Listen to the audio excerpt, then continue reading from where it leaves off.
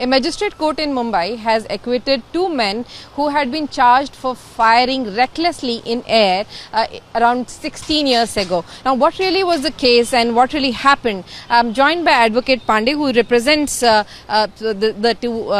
accused in this case. So, what exactly is the case, if you could tell us about it? The case was initially the case is incident of 2010, where Malad police station had filed an FIR under negligence 336, 3 and 25 of Arms Act, read with section 30. And in 2012, the charge sheet came against them. Charge sheet was filed. Charge was framed under section only 336 and 30 of Arms Act and 30 for common intention. But what really was the case? If you look at it, these people had gone drinking in a bar, came out in a happy mood, just recklessly fired. How many people were there? There were 3 friends, out of which two were charged and one was left freely.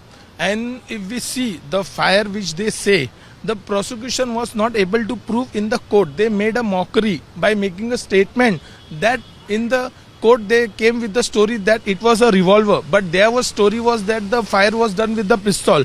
When the forensic report comes, forensic report says that it is a negative, that no bullet was used from this weapon, and the prosecution failed to bring that arms and the evidence before the court, and court was in the confusion that the statement of the witnesses who were prosecution witness, and in fact they were police officers, but they were not able to prove their case, and the which ground the court acquits my client.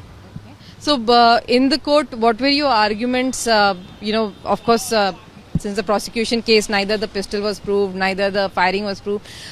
In this case, what were your arguments in the court? See, my argument was the court that prosecution has not come with the clear hands. First, secondly, the prosecution had to prove either with the documentary or with the ocular evidence or with the direct evidence.